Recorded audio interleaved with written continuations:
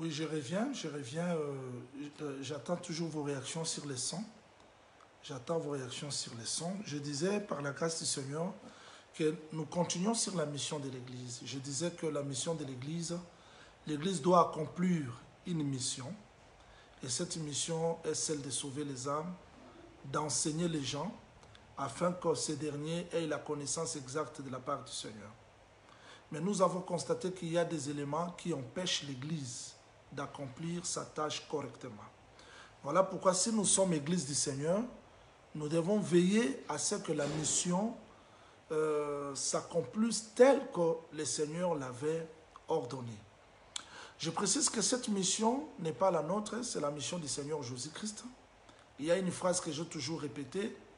Pendant que Rebecca partait au mariage, ses frères ont prononcé les paroles de bénédiction en disant « Ta postérité doit posséder les portes de ses ennemis ». Et cette parole provenait de la montagne de Morija.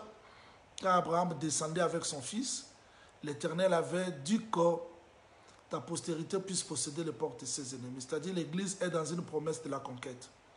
Et comment conquérir si les éléments qui empêchent la conquête ne sont pas évoqués, traités? Voilà pourquoi on parlait sur les marques d'amour, les marques de soutien. Nous avons vu beaucoup de serviteurs mourir sans être soutenus, des grâces. Donc, nous avions eu à évoquer beaucoup de choses, mais petit à petit, par la grâce du Seigneur, nous continuons sur la réussite de la mission de l'Église. Mais aujourd'hui, comme j'ai recommencé à cause des bien-aimés qui demandaient qu'on arrange un peu les sons. Je disais qu'il y a une promesse de la restauration pour l'Église du Seigneur. C'est-à-dire, cette promesse, l'Église vit au temps de la restauration et n'a pas besoin de quoi que ce soit, mais elle a besoin d'être bien enseignée, bien gardée pour qu'elle n'entre pas dans la confusion. Je disais, il y a des éléments qui empêchent la réussite de la mission de l'Église. Aujourd'hui, je vais m'attarder sur l'esprit des sectes. Il faut rappeler aux bien-aimés qui nous suivaient, après avoir arrêté, ils sont partis, qu'ils reviennent parce que le direct a recommencé. Parce qu'ils avaient fait la déclaration sur les sons. J'attends vos réactions. Si le son est OK, faites-moi signe. Parce qu'aux uns, ils disent que le son est normal. Les autres, le son n'est pas normal, mais j'attends vos réactions pour continuer. Je disais, il y a des éléments qui empêchent la réussite de la mission de l'Église. Autre, j'ai commencé de l'esprit des sectes. Je suis dans 1er Roi, chapitre 19. Je suis dans 1er Roi, chapitre 19. 1er Roi, chapitre 19. Je commence la lecture à partir du verset 9. Ok, merci. Les bien-aimés ont fait signe que le son est normal. Merci. 1er Roi, chapitre 19. Je recommence la lecture à partir du verset 9. Et là, il entra dans la caverne, il passa nuit. Et voici la parole de l'Éternel lui fit adresser en ces mots. Que fais-tu ici, Élie? Il répondit, j'ai déployé mon zèle pour l'Éternel, le Dieu des armées, car les enfants d'Israël ont abandonné ton alliance, ils ont renversé tes autels, ils ont tué par l'épée tes prophètes. Je suis resté, moi seul. J'aimerais que vous retenez ça très bien. Élie a fui Jézabel. Élie est entré dans la caverne. Pourquoi? Il se croyait seul. Je veux que le Seigneur ajoute l'explication à la lecture des Écritures pour que vous compreniez la pensée. Supportez-moi. Nous avons, par la grâce du Seigneur, la possibilité d'expliquer Élie dans la caverne, Élie, ceci, cela, mais comprenez la pensée que j'évoque aujourd'hui. Élie se croyait seul, parce que deux valent mieux qu'un. Il s'est vu seul. Il dit, j'ai déployé mon zèle pour l'Éternel. C'est une bonne chose. Le Dieu des armées, car les enfants d'Israël ont abandonné ton alliance, ils ont renversé tes autels, ils ont tué par l'épée tes prophètes, je suis resté moi seul. Et ils cherchent à m'ôter la vie. Regardez l'esprit qu'Élie avait. Pour Élie, il est resté seul. Il n'y avait personne. Parfois, savoir bien prêcher, avoir la grâce, avoir une grande église, quand les gens acclament, quand les gens disent que tout va bien, on peut être aveuglé pour voir que nous sommes seuls. Supportez-moi, parce que nous voulons traiter des maladies qui nous empêchent d'aller de l'avant. Supportez-moi par la grâce du Seigneur, nous voulons traiter des maladies qui mettent des barrières. Parce que nous voulons voir des femmes prostituées venir dans l'évangile. Nous voulons voir des gens sans obstacle venir dans l'évangile. Mais il y a d'autres obstacles qui nous empêchent de mettre des barrières, de condamner les gens. On a condamné les gens qu'on n'a jamais enseignés. On a traité les gens incrédules qu'on n'a jamais prêchés. Alors que dans la loi de Moïse, on ne peut pas maudire un aveugle, ni un sourd. Mais il y a d'autres personnes aveugles, sourds, muets, qu'on a condamnées. Alors, c'est direct. Je veux que ça soit indirect dans notre conscience.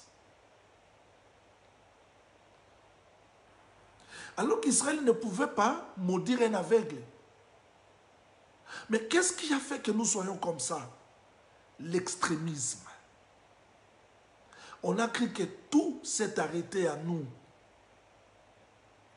Et le prophète Élie se retrouve dans la caverne, alors que sa place n'était pas la caverne. Dieu dit non, Élie. Élie, il y a encore 7000. Est-ce que nous pouvons avoir l'humilité de croire que dans toutes ces églises-là, il y a des enfants de Dieu? Comment devons-nous nous comporter et comment présenter l'évangile? Parce qu'aujourd'hui, on n'a plus des évangélistes, on n'a plus l'amour de Dieu. Tout cela, c'est l'extrémisme. L'extrémisme a poussé les gens à voir qu'ils sont au sommet. Cet esprit-là de l'extrémisme, Élie se trouvait dans la caverne alors que sa place était sur la montagne. Il est venu de la montagne parce que c'est là que le feu était descendu pour consumer l'offrande. Alors son problème n'était pas de rester là dans la caverne. Il est monté pour demander la pluie. Vous voyez ce mouvement-là dans la personne du Seigneur Jésus-Christ. Après Golgotha, il devait monter encore sur la montagne, c'est-à-dire le ciel, prier pour que la pluie qui est le Saint-Esprit descende. Mais l'extrémisme là, voir que je suis seul prédicateur, ce que je prêche, c'est ça l'absolu. Ce que je prêche, c'est ça la vérité. Ce que je prêche, oui. Même Paul qui est allé jusqu'au 3e ciel n'était pas extrémiste comme ça parce qu'il a dit, pour ne pas avoir couru en vain, je suis allé vérifier. Je suis allé exposer l'évangile auprès de ceux qui étaient considérés. Mais bien aimé, je veux qu'à la manière des hommes, cette année 2022, parce que l'année véritable prendra fin quand Christ reviendra, mais à la manière des hommes, on ne va plus parler de 2021, 2022, que nous réfléchissons un peu, quel est l'esprit qui nous anime. Parce que l'extrémisme a aveuglé Élie. C'est-à-dire que l'extrémisme a aveuglé Élie de ne pas voir 7000. De ne pas voir qu'à part lui, Dieu a préparé Élisée, Jéhu, Azaël, l'extrémisme aveugle. C'est-à-dire, si nous prêchons dans l'extrémisme, quand nous prêchons, on trouve qu'à part nous, il n'y a pas d'autre. Cet extrémisme-là peut créer l'aveuglement. L'extrémisme a empêché Israël de recevoir le Seigneur Jésus-Christ. Quand Christ enseignait, si le Fils vous affranchit, vous serez réellement libres. Ils ont dit non, non, non, on n'a jamais été des esclaves. Nous sommes nous avons pour père Abraham l'extrémisme. L'extrémisme aveugle.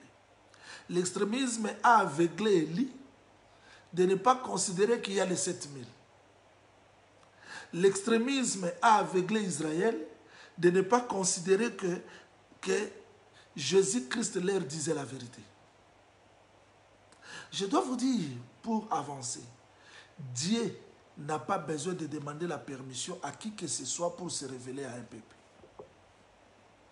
Et Dieu n'a pas besoin de demander la permission à un groupe de gens, à une église, à un système, que non, je vais me révéler à telle personne. Non. Vous allez remarquer quand le prophète Élie montait au ciel, il était accompagné d'Élisée. Je vais lire ce texte ensemble avec vous parce que je ne vais pas parler en l'air. Je vais lire ce texte ensemble avec vous. Je suis dans 2e Roi, chapitre 2, verset 1er. Vous descendez. Le texte dit ceci. Je lis seulement le verset 3. Les fils des prophètes qui étaient à Bethel sortirent vers Élisée et lui dirent, sais-tu que l'Éternel enlève aujourd'hui ton maître au-dessus de ta tête? Quand Dieu disait à Élie qu'il va monter au ciel, est-ce que les fils des prophètes de Bethel étaient là? Non. Mais les fils des prophètes de Bethel répètent exactement ce que Dieu avait parlé à Élie.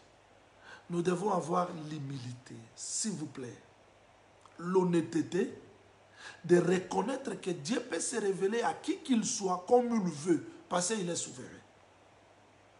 Les fils des prophètes ne faisaient pas partie intégrante de l'église d'Élie. Localement, ils n'étaient pas ensemble. Mais le Seigneur s'est révélé à eux. Les fils des prophètes, de Bethel, de Jéricho. C'est-à-dire que Dieu est capable de se révéler à qui il veut. L'extrémisme aveugle. L'extrémisme nous pousse à être zélés hors mesure. Et on peut avoir la vérité. Mais s'il y a l'extrémisme, on risque de tomber dans l'aveuglement et dans l'égarement. Parce que Dieu peut se servir de la naisse de Balaam pour parler à Balaam. Dieu peut se servir de corbeaux pour nourrir Élie, mais il était un oiseau impie. Je veux que nous comprenions le mouvement de l'esprit parce que c'est ce qui empêche la mission de l'Église aujourd'hui. Donc, si les gens restent dans les 4 murs, considérer que l'évangile c'est pour une nationalité, l'évangile c'est pour une nation, l'évangile c'est pour un groupe de gens, on tombe dans l'idolâtrie, on tombe dans le sectarisme, on tombe dans l'extrémisme, parce que tout cela c'est l'extrémisme qui nous pousse. Mais l'esprit d'humilité doit nous pousser à comprendre que Dieu est capable de se révéler à qui il veut. Quand nous sommes à l'extrême, on perd beaucoup de choses. Parce que l'extrémisme crée l'aveuglement. De ne pas considérer les autres. De ne pas comprendre que Dieu peut parler, Dieu peut se servir des autres personnes. L'extrémisme. L'extrémisme, à part l'aveuglement, l'extrémisme crée l'excès de zèle. Saül, à cause de l'excès de zèle, est allé sacrifier, est allé tuer les Gabaonites, alors que Josué avait fait l'alliance avec eux. C'est-à-dire, nous devons un peu être modérés parce que l'extrémisme nous pousse d'aller au-delà. Et quand nous restons dans l'extrémisme, je vous l'ai dit, on perd la grâce de Dieu, on perd la faveur de Dieu, parce que là, nous n'allons plus considérer la grâce des autres. L'extrémisme, c'est ce qui nous a poussé de croire qu'à part nous, il n'y a pas d'autres personnes, que Dieu peut se révéler. L'extrémisme nous a poussé d'aller au-delà. Mais je lis dans ma Bible Je vais prendre quelques écritures, s'il vous plaît. Je vais prendre quelques écritures parce que je dis que nous avons trop à dire. Trop à dire. On revient sur les sons. Je ne sais pas, bien aimé, Wanimbi la arrange de ton côté parce qu'il y a beaucoup de gens qui m'ont dit que le son est déjà arrangé. Je ne sais pas si c'est ici ou c'est là-bas. Parce que beaucoup de gens nous ont dit qu'avec le son, ça va. Je ne sais pas si c'est de ton côté. Je suis dans le livre de Job, chapitre 1er. Job, chapitre 1er. Je commence la lecture à partir du premier verset. Il y avait dans le pays d'Ut un homme qui s'appelait Job, Cet homme était intègre et droit. Il craignait Dieu et se détournait du mal. Mais bien aimés, voudriez-vous vérifier dans la lignée de Jacob s'il y a un Job là-bas? Parce que nous devons vérifier les Écritures. Si Dieu était obligé de travailler avec un peuple, ou si Dieu ne pouvait pas toucher les autres nations comme il voulait.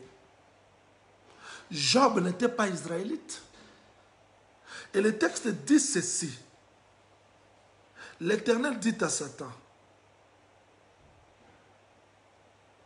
il n'y a personne comme lui sur la terre. C'est un homme intègre et droit, craignant Dieu et se détournant du mal.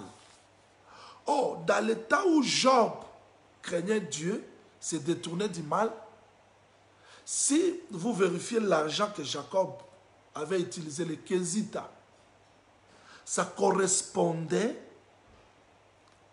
à la monnaie que Job aussi avait utilisée. Ça prouve qu'il pouvait être des contemporains. Parce que c'est Moïse qui a écrit le livre de Job. Donc Job a existé avant. Mais il était de quelle nationalité? Job n'était pas israélite. Mais Dieu s'est révélé à lui. C'est-à-dire, nous devons un peu avoir l'honnêteté, l'humilité de ne pas enfermer la vérité dans les quatre murs, mais de croire que Dieu peut se révéler aux autres. Non pas dans le ton, dans le même son que nous, dans le même accent que nous, mais Dieu est capable de se révéler aux autres. Si nous pouvons considérer des choses de telle manière-là, il n'y aura pas de barrière dans la mission de l'Église. Écoutez-moi très bien. Nous avons lu dans la Bible. Vérifions un texte. Parce que je vous ai dit que je pars petit à petit, pas à pas, pour vous faire remarquer les obstacles. Les obstacles. Nous sommes dans le livre des Actes chapitre 18. Actes chapitre 18. Actes chapitre 18. Je prends un texte qui va beaucoup nous aider. Je suis dans le verset 24. Un juif nommé Apollos, originaire d'Alexandrie, homme éloquent et versé dans les Écritures, vint à Éphèse. Il était instruit dans la voie du Seigneur et fervent d'esprit. Il annonçait et enseignait avec exactitude ce qui concerne Jésus, bien qu'il ne connaissait que le baptême de Jean. Il s'est mis à parler librement dans la synagogue. Aquilas et Priscille l'ayant entendu, ils n'ont pas dit « Arrête, Apollos, qui t'a appris ces choses? Tu dois t'asseoir sur les pas. » Non, non. Aquilas et Priscille l'ayant entendu, les prirent avec eux et lui exposèrent plus exactement la voie de Dieu. Comme ils voulaient passer en Achaïe, les frères l'y encouragèrent et écrivirent aux disciples de bien les recevoir. Quand il fut arrivé, il se rendit par la grâce de Dieu très utile à ceux qui avaient cru. C'est-à-dire, dans la marche, nous pouvons trouver d'autres personnes comme Apollos. Comment devons-nous nous comporter devant des gens comme Apollos?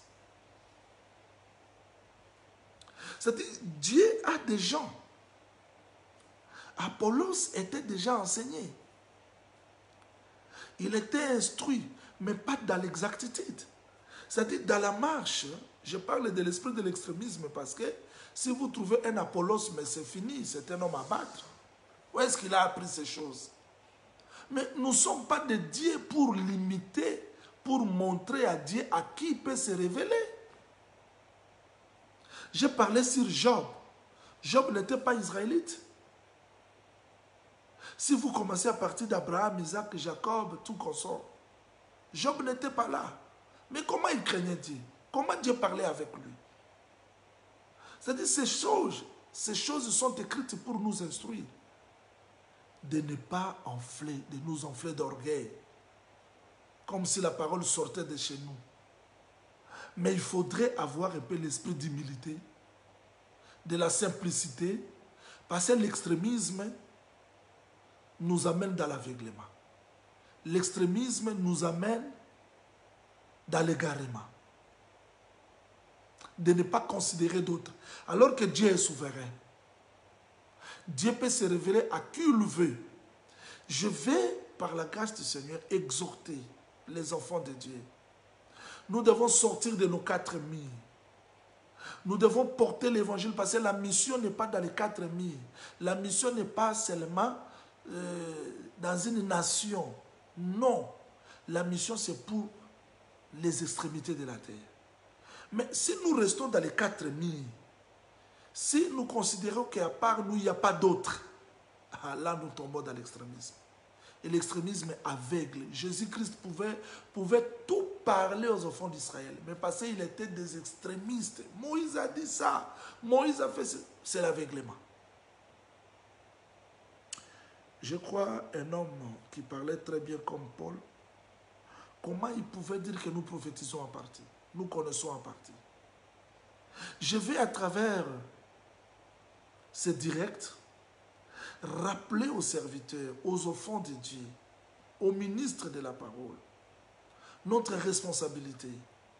C'est-à-dire prêcher dans l'extrémisme. Quand nous prêchons l'extrémisme, nous allons moissonner l'extrémisme.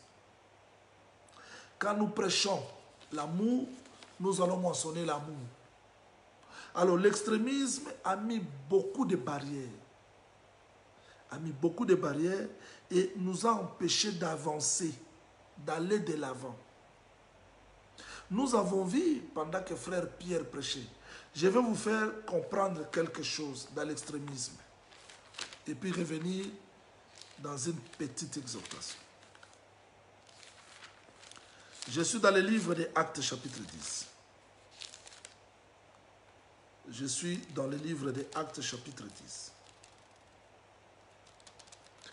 Je lis le verset 11. Il vit le ciel ouvert, un objet semblable à une grande nappe attachée par les 4 coins qui descendait et s'abaissait vers la terre, où il se trouvaient tous les quadrupèdes et les reptiles de la terre et les oiseaux du ciel.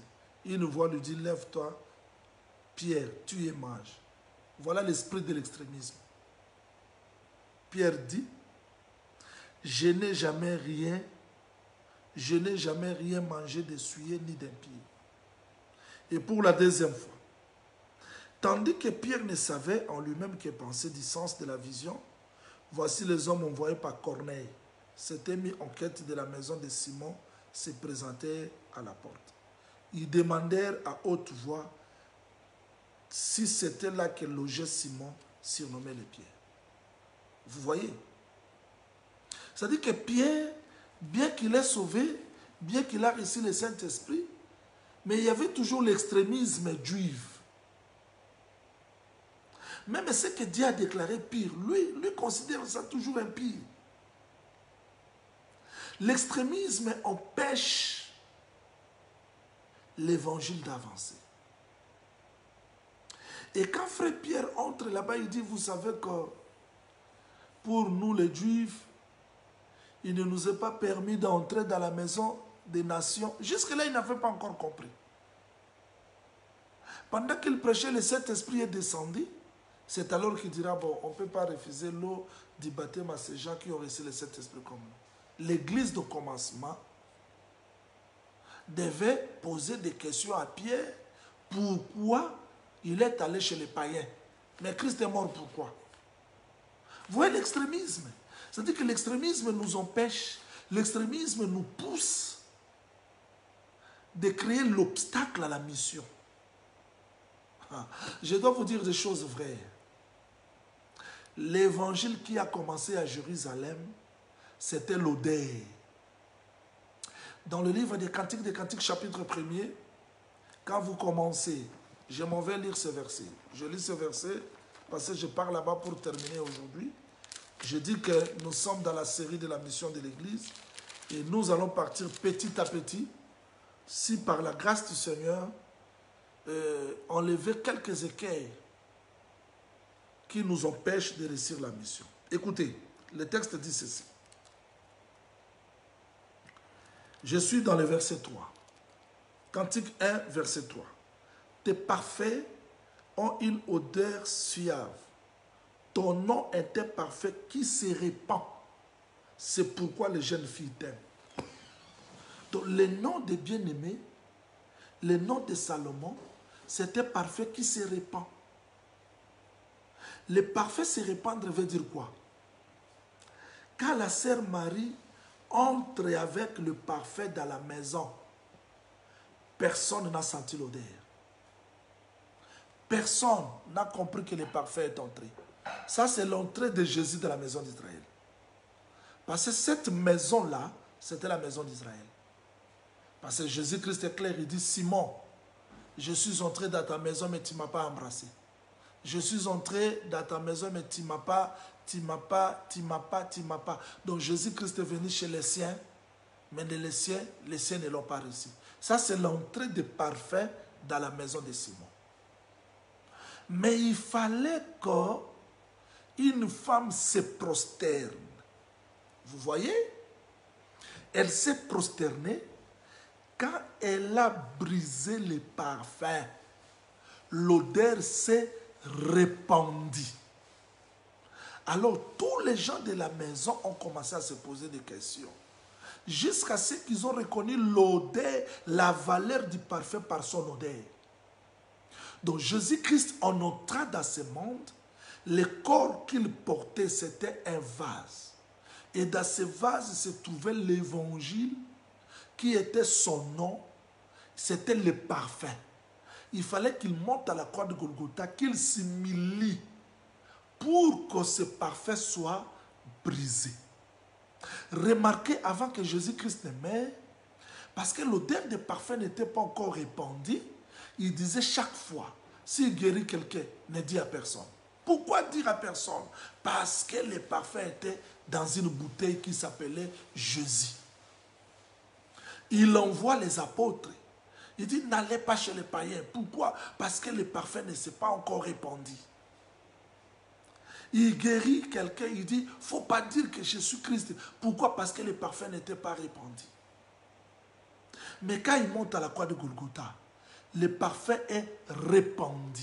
Et ce jour-là, il a lié sa vie. Il a lié l'évangile à l'odeur du parfum. Il dit, vous avez toujours des pauvres ici. Ce que cette femme a fait, elle a embaumé mon corps. Partout où on parlera de l'évangile. Vous voyez, il a lié l'évangile avec la réputation. Merci frère Farid. Il a lié l'évangile avec son odeur. Et depuis ce temps-là, l'odeur s'est répandue. Il dit, vous serez mes témoins, commençant par Jérusalem, Samarie, Judée, jusqu'aux extrémités de la terre. Et frère Pierre, le jour de la Pentecôte, il était clair, il dit, la promesse est pour vous, pour vos enfants, pour ceux qui sont au loin, et aussi un grand nombre que le Seigneur notre Dieu les appellera. C'est-à-dire l'odeur de parfum n'est plus liée dans une église locale, n'est plus liée dans une association.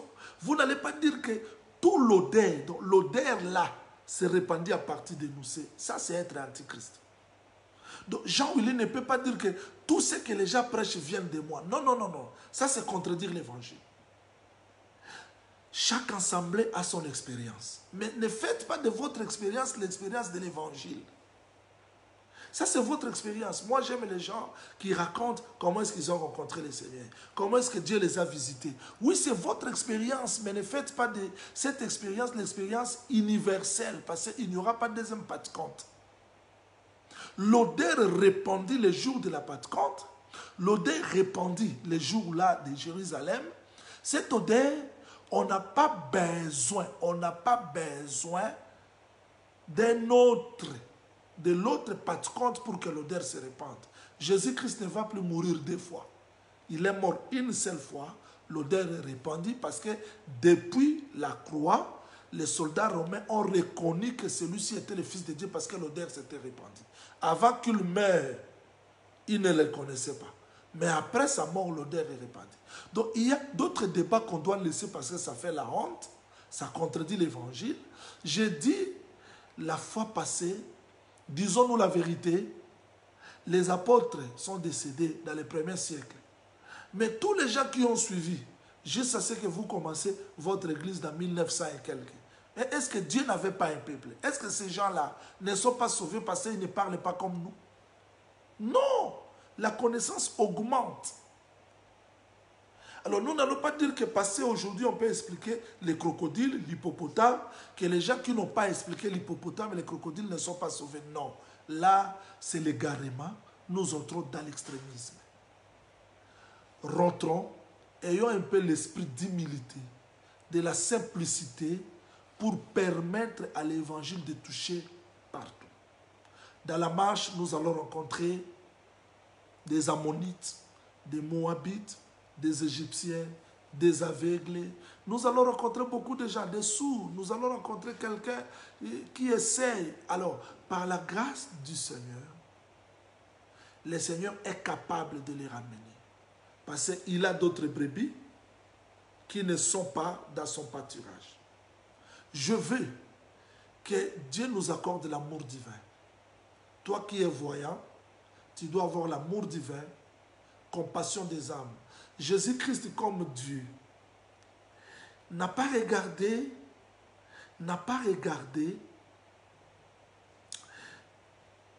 sa divinité comme un sujet, comme une proie à arracher.